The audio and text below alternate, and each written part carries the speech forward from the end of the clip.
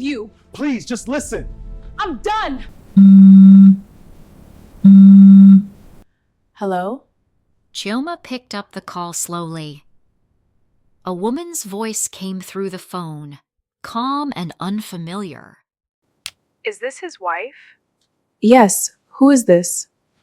You deserve to know the truth. Wait, what truth? Chioma sat up slightly. Her grip on the phone tightened. The voice didn't rush.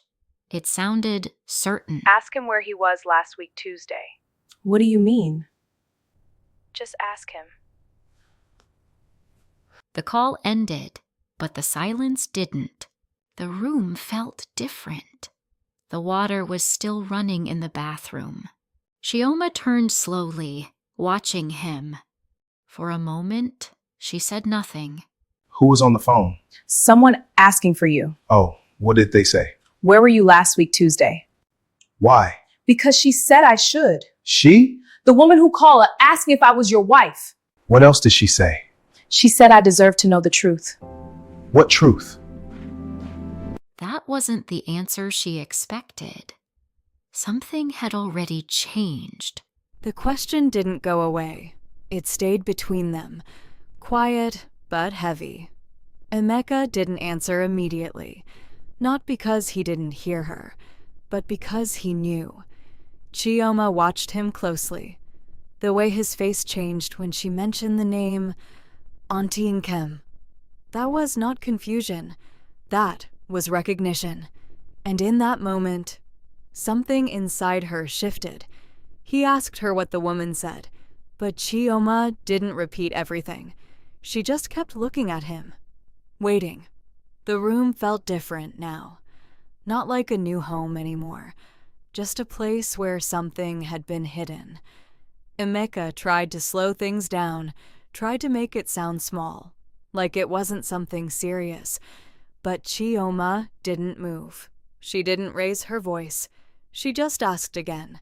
And this time, he couldn't avoid it. He sat down slowly, like whatever he was about to say had weight. He started with the past. Before we met, and Chioma listened, still, careful. He said there was someone before, but that wasn't new. She already knew that part. What she didn't know was what he didn't say next. There was a pause, a long one, and in that silence, everything began to feel wrong. Then he said it, quietly. There was a child, not loud, not dramatic, just said, and somehow that made it heavier. Chioma didn't react immediately. She just stood there, trying to understand what she had just heard. A child. And suddenly, their marriage didn't feel like it started that morning anymore. It felt like something she had walked into without knowing. Chioma didn't speak immediately, not because she didn't have questions, but because she didn't know where to begin. A child meant time.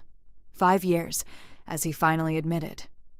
5 years of something real, something that existed, long before her, and yet he never told her.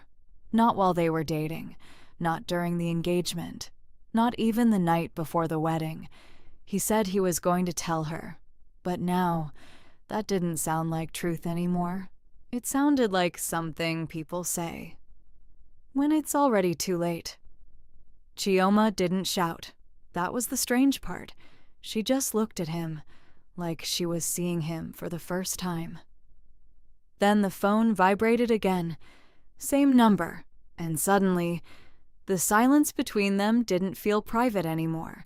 It felt like someone else was already inside it, listening, waiting.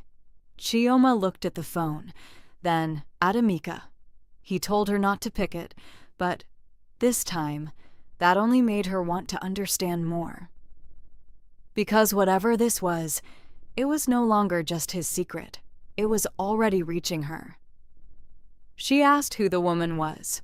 Not the mother. That's what he said. Just someone taking care of the child. But that didn't make it better.